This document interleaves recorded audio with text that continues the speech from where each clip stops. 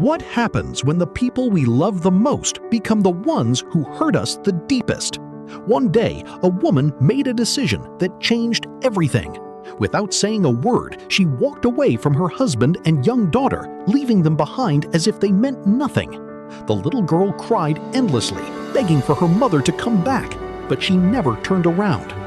The pain was too much for her father to bear. Heartbroken and overwhelmed, he suddenly collapsed from a heart attack. Although he survived, his life was never the same again. He became disabled, unable to live the life he once had. Years passed, and the little girl grew up much faster than she should have.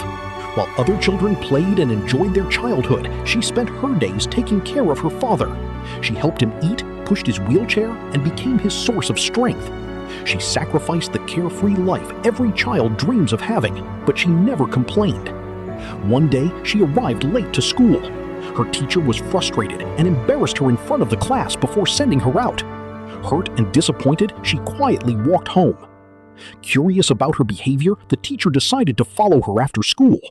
From a distance, she saw the girl with a young boy and immediately assumed the worst. Disappointed, she shook her head and walked away without knowing the truth. A few weeks later, exam results were announced. The girl returned to school with her disabled father beside her and the young boy standing next to them. As the teacher saw them, she mocked them without hesitation.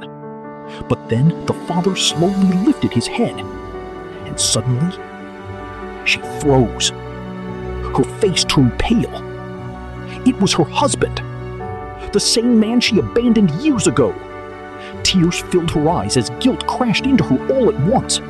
She tried to apologize, but the daughter stepped forward and refused to accept her words.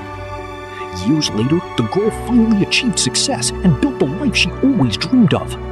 As she hugged her father tightly, she smiled and said, "You raised me to be strong." Her father looked at her proudly and whispered, "No, you made me strong." What would you do if you were in her situation?